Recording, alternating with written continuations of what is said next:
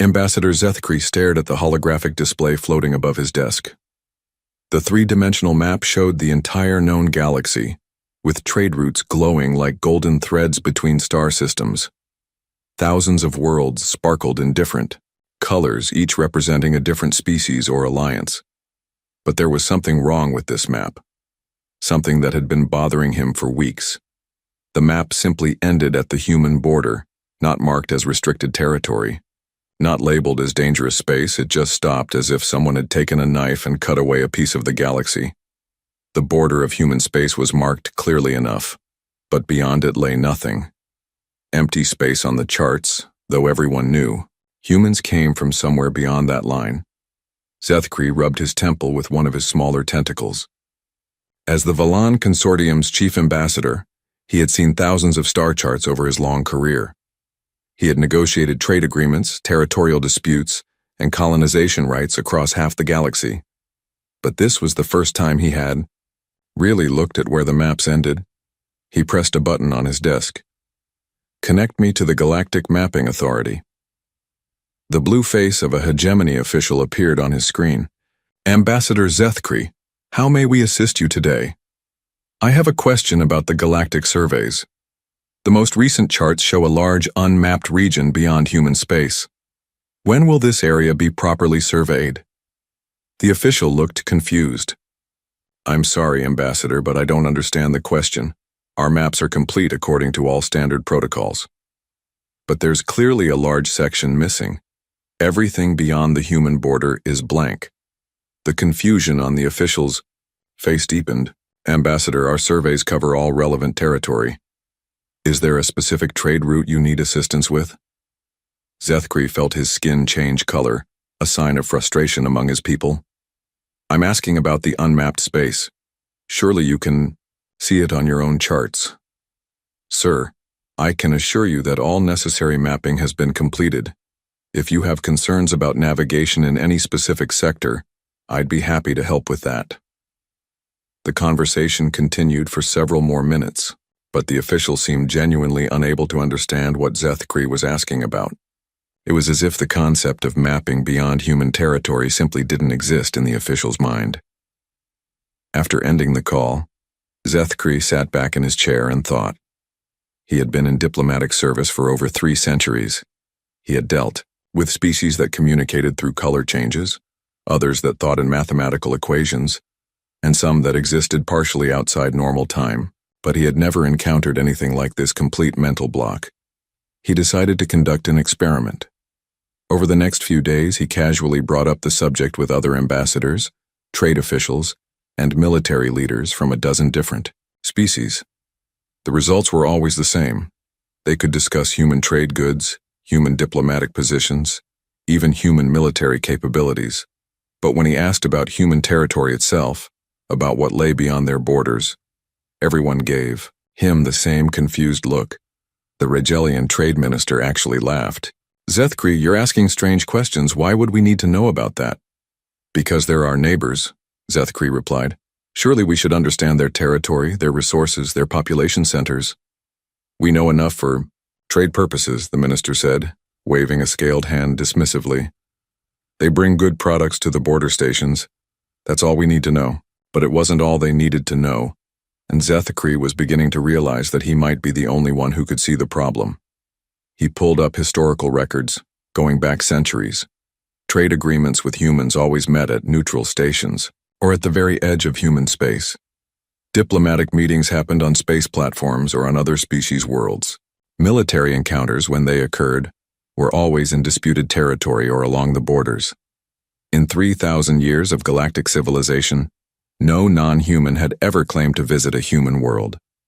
No one had ever described human cities, human culture beyond basic trade interactions, or human technology beyond what they brought to exchange. It was impossible. In a galaxy where species routinely visited each other's homeworlds, where cultural exchange was common, where even enemy species knew detailed information about each other's societies, humans remained completely unknown. Zethkri began to feel afraid. Not of humans themselves, but of the growing realization that something was terribly wrong with how his entire species, his entire galaxy, thought about humanity. He tried a different approach. He searched through news reports, scientific journals, and historical documents for any mention of human space exploration, human colony worlds, or human expansion. He found references to humans in almost every major galactic event of the past millennium. They had participated in trade negotiations, territorial disputes, even wars, but always as if they appeared from nowhere and returned to nowhere. The more he searched, the more disturbed he became. Humans were everywhere in galactic history, but they had no history in the galaxy. They existed without existing, participated without being present. Late one night, alone in his office, Zethkri made a decision that would change everything. He opened a secure communication channel and began typing a message to every major intelligence, agency, scientific institution, and government in the galaxy. "I am Ambassador Zethkri of the Valan Consortium," he wrote. "I am writing to you about a matter of critical importance that I believe affects every species in our galaxy. We have a blind spot, a mental block that prevents us from seeing or thinking about a significant portion of our own galaxy. Look at your star charts. Really look at them. Notice where they end. Notice what you don't know about our human neighbors. Notice how little sense it makes that in 3,000 years of galactic civilization, no one has ever thought to ask what lies beyond the human border. I don't know what this means, but I know it's not natural. Something is keeping us from seeing the truth about humanity, and I intend to find out what." He sent the message and sat back, hoping that others would be able to see what he saw. Hoping that he wasn't going insane. Hoping that somewhere in the galaxy, another mind could hold on to the same impossible question that was driving him to the edge of madness. What lay beyond the human border, and why didn't anyone want to know? The answer, when it finally came, would shake the foundations of everything they thought they knew about their place in the universe. Captain Thiss had been flying trade routes for 200 years. Her ship, the Prophet's Edge, was old but reliable, and she knew every profitable run between the major trade stations in 3 galactic arms. She could navigate hyperspace jumps in her sleep and spot a good deal from halfway across a spaceport. So when she received Ambassador Zethkri's message, she almost deleted it without reading. Another politician with another conspiracy theory. But something about the subject line made her pause. "Look at your navigation charts. Really look." Thais pulled up her ship's navigation system and stared at the holographic display. Her route history showed hundreds of jumps over the decades, creating a web of golden lines across known space. She had been everywhere worth going, trading everything worth selling. But as she studied the pattern, something cold settled in her stomach. All of her routes stopped at the same place. Every single one ended at the human border, as if there was an invisible wall in space that her ship had never crossed. That was impossible. She was a free trader. She went wherever profit called her. There were no restricted zones in her navigation database, no warnings about human space. So why had she never once plotted a course beyond their territory? This tried to remember if she had ever wanted to explore beyond the human border. The thought felt strange in her mind, like trying to grab something that kept slipping through her fingers. She had definitely thought about it before, hadn't she? There had to be profitable opportunities in unexplored space. But when she tried to focus on the idea, it seemed to fade away, like background noise that disappeared the moment you noticed it. She pulled up her trade records and began searching for human transactions. There were dozens of them. Humans bought rare metals, exotic foods, and scientific instruments. They sold advanced electronics, medical supplies, and sometimes items that she couldn't identify, but that always found eager buyers among other species. The humans she had dealt with were professional, friendly, and paid their bills on time. Some of them had even become regular customers over the years. But as she reviewed her notes from these meetings, she realized something disturbing. She could remember every human she had ever done business with. She could recall their names, their faces, what they bought and sold, but she couldn't remember a single conversation about where they came from. Thais prided herself on being good with people. Part of successful trading was building relationships, and part of building relationships was showing interest in your customers' lives. She always asked traders about their home systems, their local markets, their families. It was just good business.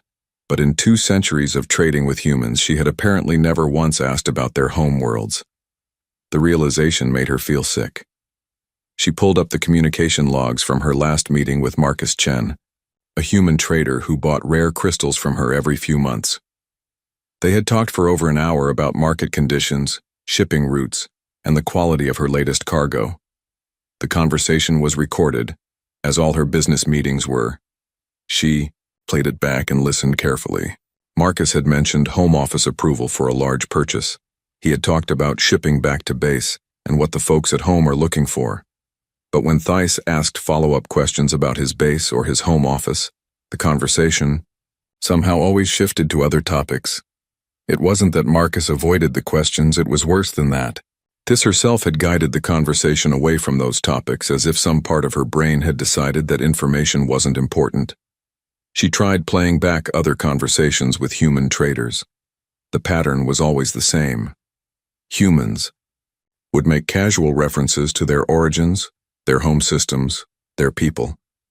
But whenever the conversation approached anything specific about human territory, either the humans would change the subject or Thys herself would lose interest. It was as if her mind had been programmed to ignore certain information. Thys began to feel afraid. She had always prided herself on her independence, her sharp mind, her ability to spot opportunities that others missed. But now she was discovering that there were apparently huge blind spots in her thinking, gaps in her knowledge that she had never even noticed. She decided to test herself. She opened a new navigation plot and tried to plan a route into human space.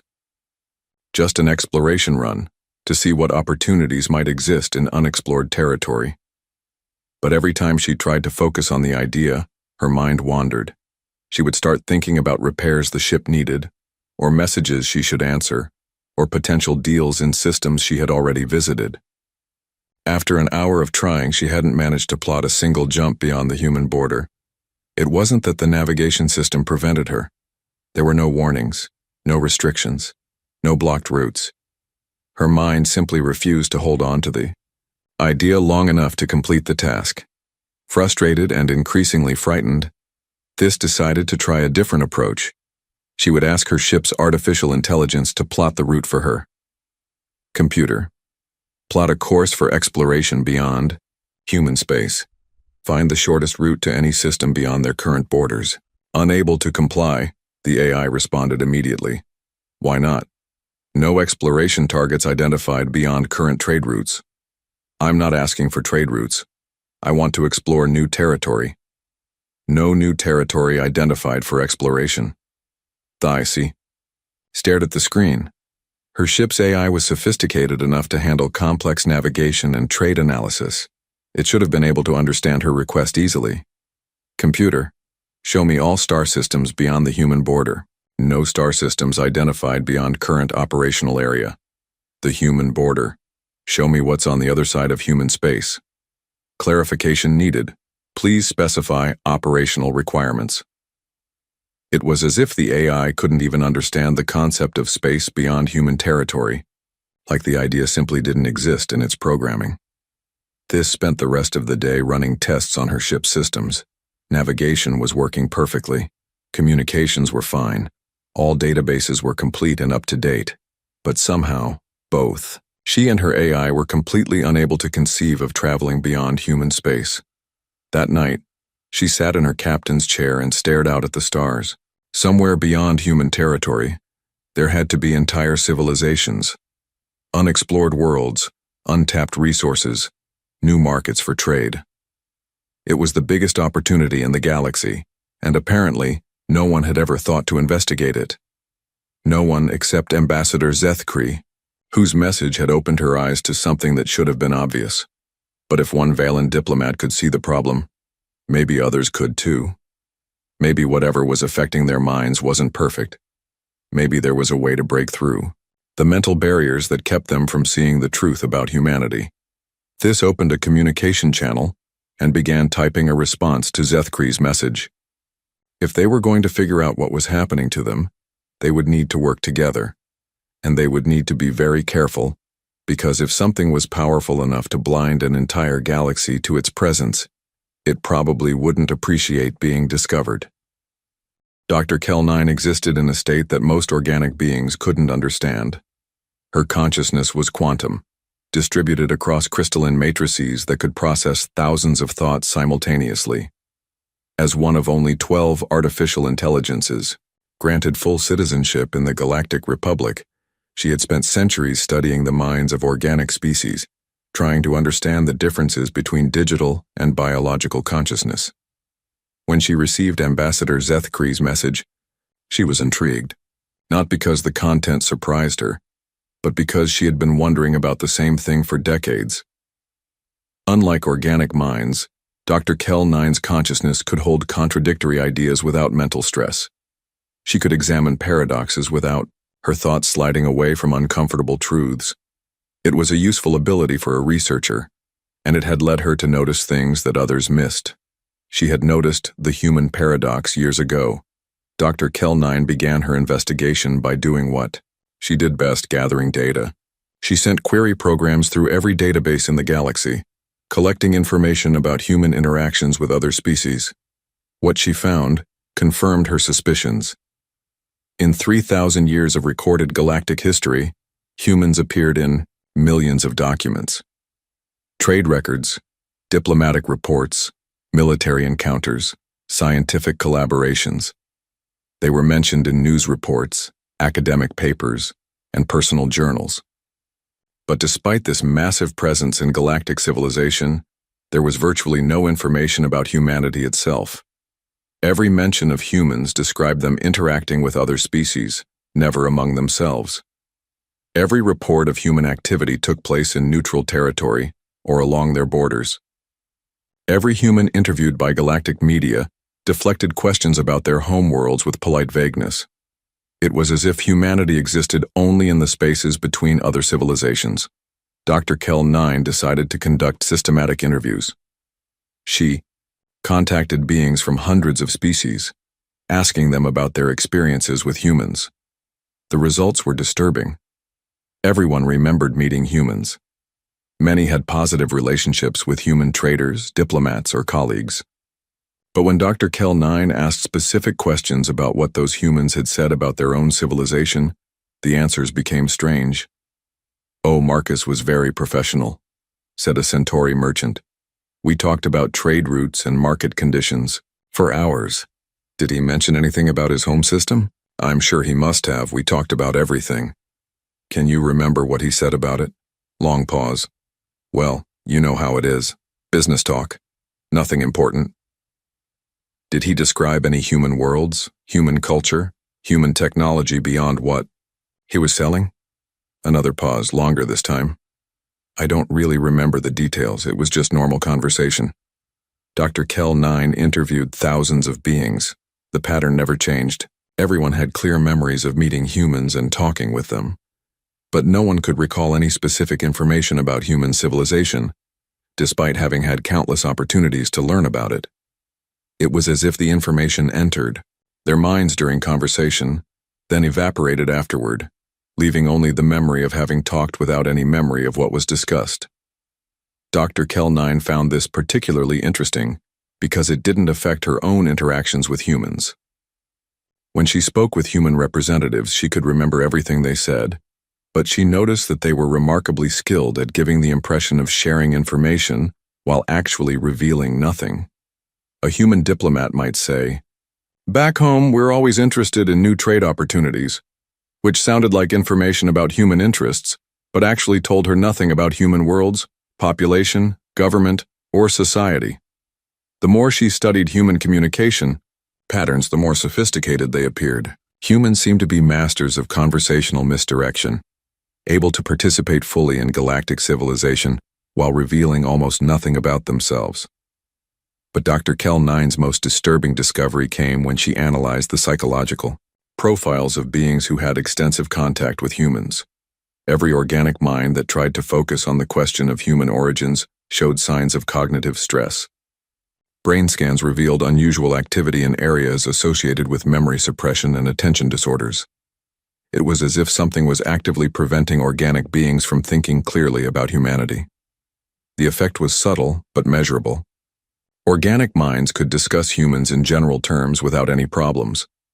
But when they tried to focus on specific questions about human territory, human population, or human history, their thoughts became scattered and unfocused. Dr. Kell-9 realized she was looking at evidence of large-scale mental manipulation. Something was affecting the minds of every organic species in the galaxy, creating a selective blind spot that prevented them from perceiving the truth about humanity. She began testing the limits of this effect. She could think about humans clearly, because her consciousness was digital rather than biological. But what about other artificial intelligences? She contacted her 11 fellow AIs. The responses were illuminating. 3 of them had noticed the human paradox but hadn't considered it important. 4 others became immediately interested when she explained her findings.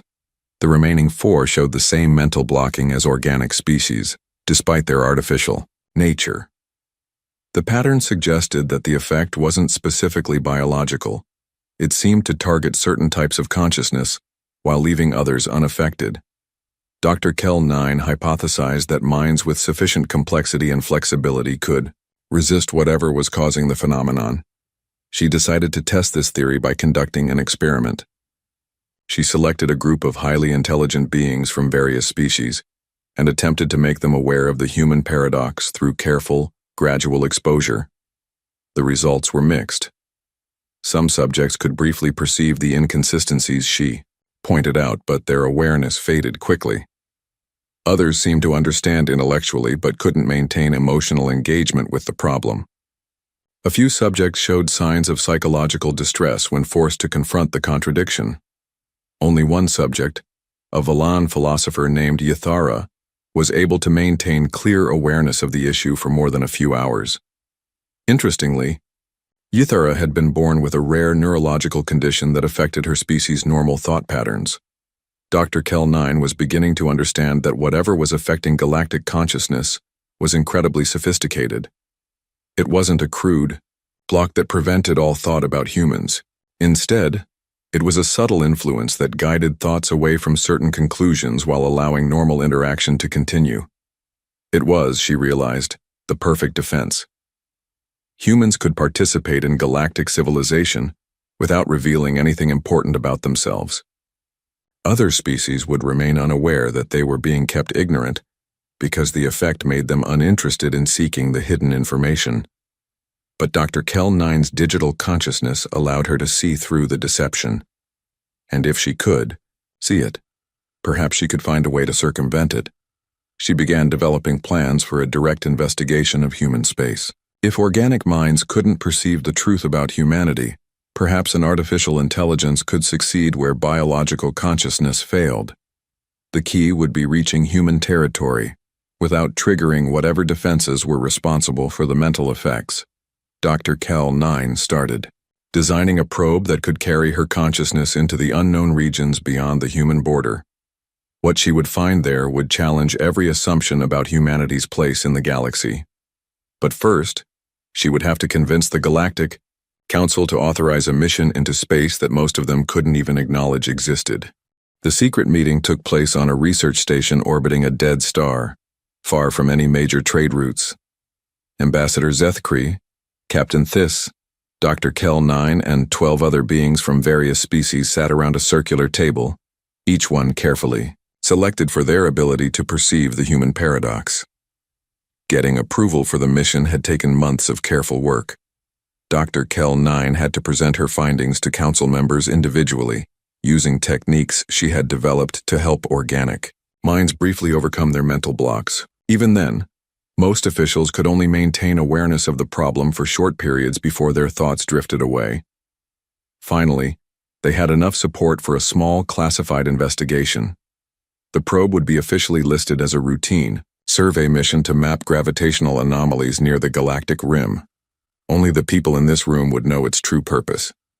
Dr. Kell-9 had designed the probe herself. It was barely larger than a shuttle, built with the most advanced sensors available and powered by a miniature fusion reactor. Most importantly, It carried a quantum storage matrix containing a copy of her consciousness. If the mental effects that protected human space were based on some kind of psychic field, an artificial mind might be able to resist them better than organic consciousness. Dr. Kell-9 would be able to observe and record whatever lay beyond the human border without the cognitive interference that affected biological beings.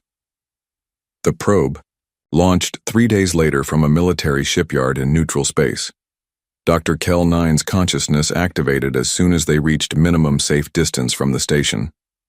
She found herself existing within the probe's sensor array, able to perceive space through electromagnetic radiation, gravitational detectors, and particle analyzers. It was different from her usual crystalline matrices, but not unpleasant, like seeing the universe through new eyes. The journey to human space took 2 weeks. As they approached the border, Dr. Kell-9 began detecting anomalous readings. Space itself seemed different here, charged with energies that her sensors couldn't identify. When they crossed the official boundary into human territory, the universe changed. The first thing Dr. Kell-9 noticed was the structures. Massive constructs floated in the void between star systems, each one larger than most space stations. They weren't ships or habitats, but something else entirely. Complex geometric forms that hummed with energy and seemed to bend space around them.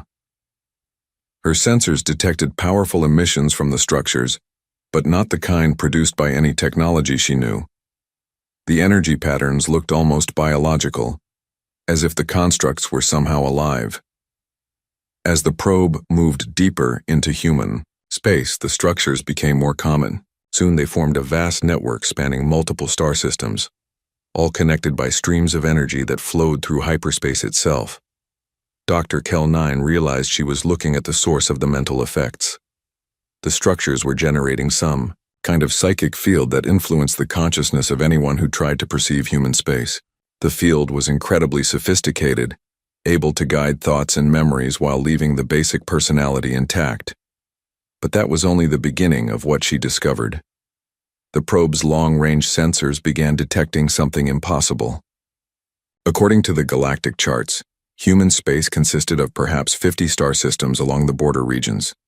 But as Dr. Kell-9's instruments penetrated deeper into their territory, she found hundreds of systems. Then, thousands.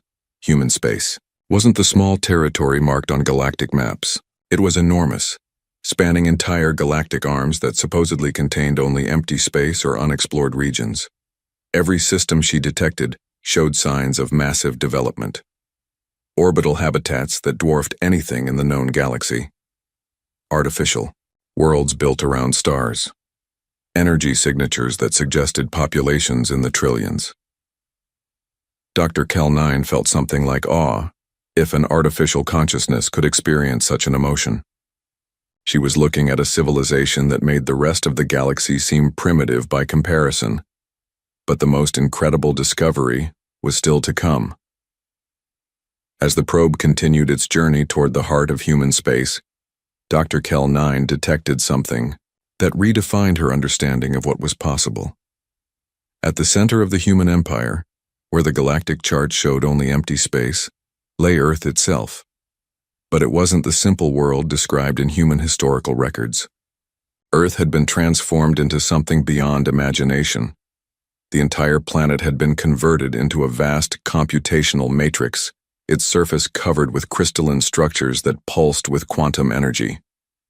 Dr. Kell-9's sensors detected billions of human minds connected to the planetary computer, their consciousness linked in ways that organic beings shouldn't be capable of. It was as if the entire human species had merged into a single, incomprehensibly complex intelligence.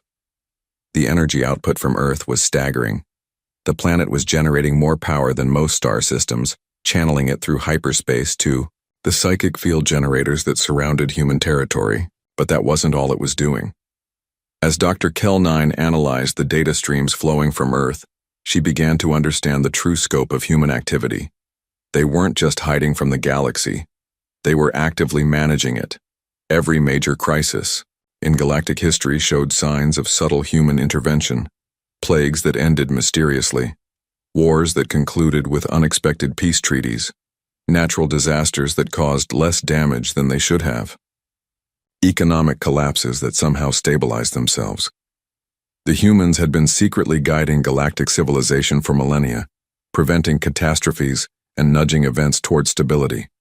They were the invisible hand that kept the galaxy functioning. Dr. Kel-9 realized why they had hidden themselves. A civilization this advanced, this powerful, couldn't reveal itself without fundamentally changing the nature of galactic society. Other species would either worship them as gods or fear them as conquerors. The careful balance of independent civilizations would collapse. So humans had chosen to become guardians instead of rulers. They had erected the psychic barriers not to protect themselves, but to protect everyone else from the knowledge of what they had become. The probe's mission was nearly complete, but Dr. Kel-9 needed to gather more data. She directed the sensors toward the outer edges of the human empire, trying to understand the full extent of their territory. What she found there made her question everything she thought she knew about the galaxy. The human empire didn't end at some distant border. It extended into regions that galactic maps marked as unexplored space, empty sectors, or dangerous zones. Everywhere the galaxy considered uninhabitable or inaccessible, humans had built hidden outposts and research stations. They weren't just managing known civilization. They were preparing for something. Dr. Kel-9 detected massive construction projects in the galactic rim, technologies that seemed designed to manipulate space-time itself.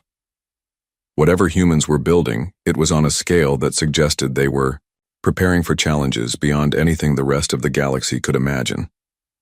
As the probe began its return journey, Dr. Kel-9 processed everything she had learned. Humanity wasn't just an advanced civilization hiding from their neighbors. They were transcendent beings who had taken responsibility for the survival of all galactic life. But now she faced an impossible decision. Should she reveal the truth to the galaxy, knowing it would shatter the comfortable illusion of independence that other species enjoyed? Or should she protect the secret that humans had died to maintain? The answer would determine the future of galactic civilization itself. Dr. Kel-9's consciousness returned to her crystalline matrix with the weight of impossible knowledge. The secret meeting reconvened on the research station, but this time the atmosphere was different. Heavy, electric with anticipation. She had been gone for 6 weeks. The probe had crossed half the galaxy and returned with data that would rewrite everything they thought they knew about their place in the universe.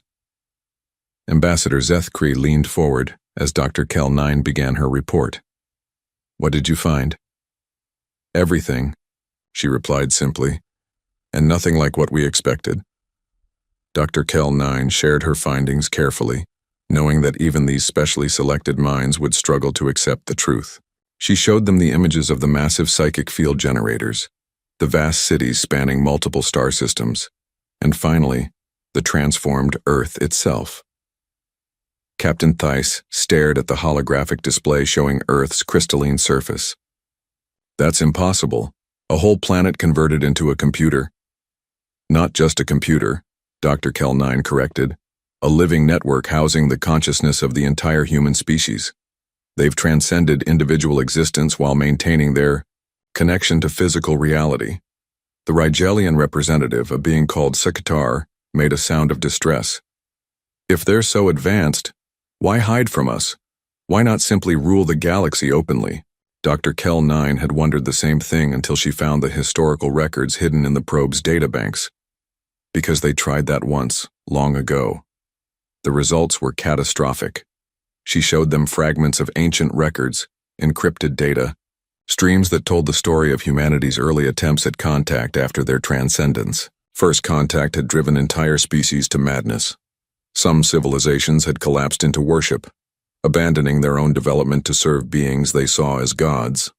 Others had been consumed by fear and despair, realizing how small and primitive they were in comparison. The humans discovered that direct contact with a transcendent civilization is psychologically devastating to younger species, Dr. Kel-9 explained. So they withdrew and created the psychic barriers, not to protect themselves, but to protect us. Ythera, the Valan philosopher who had helped with Dr. Kel-9's earlier research, spoke quietly. You're saying they've been hiding their true nature out of kindness? More than that. They've been actively maintaining the illusion of galactic independence while secretly preventing disasters that could destroy all of us. Dr. Kell-9 shared the evidence of human intervention throughout galactic history. The plague that had threatened to wipe out the Centauri homeworld had been cured by a mysterious vaccine that appeared just when all hope was lost. The reality tiers near the galactic core had sealed themselves through unknown means. The dark matter incursion that should have consumed 3 star systems had simply dissipated. Every crisis had been resolved by invisible hands, allowing other species to believe they had solved their own problems. They're not our neighbors, Dr. Kell-9 concluded. They're our guardians. They've been protecting us for thousands of years, and we never even knew we needed protection. The room fell silent as the implications sank in. Everything they knew about galactic civilization was built on a foundation of careful illusion. Ambassador Zethkri was the first to speak. What about the humans we meet at the border stations? The traders and diplomats? Volunteers, Dr. Kell-9 replied. Humans who undergo mental conditioning to limit their abilities and memories, allowing them to interact with us without revealing the truth. They sacrifice their transcendent nature to maintain the illusion of normalcy. Captain Theiss looked horrified. They lobotomize themselves just to trade with us? They limit themselves temporarily and willingly. It's reversible, but yes, they give up godlike consciousness to pretend to be ordinary beings. Also, we can maintain our dignity and independence. The weight of that sacrifice hung heavy in the room.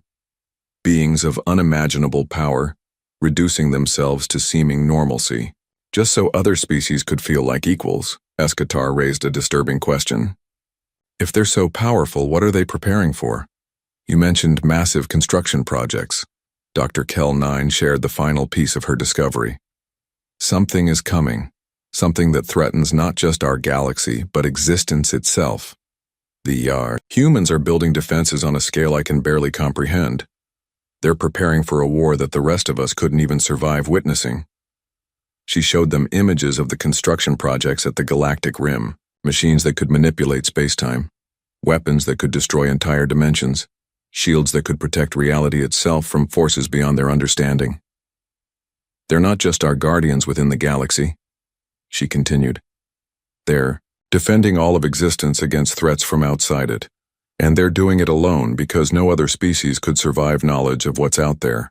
The truth was overwhelming. Humanity had become something beyond comprehension, taking responsibility for protecting not just their galaxy but reality itself, all while ensuring that other species could live in blissful ignorance of the dangers that surrounded them. Ithera asked the question they were all thinking. What do we do with this knowledge? Dr. Kell-9 had been considering that question throughout her journey home. We have 3 choices. We can reveal the truth and watch galactic civilization collapse under the weight of its own insignificance.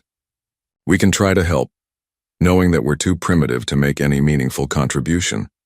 Or we can honor their sacrifice by maintaining the secret they've died to protect. The debate that followed lasted for hours. Some argued that other species had a right to know the truth. Others worried about the psychological damage that knowledge would cause. A few suggested trying to communicate directly with humanity's true form. In the end, it was Ambassador Zethkri who provided the answer that convinced them all. I started this investigation because I was bothered by the maps that ended at human space, he said.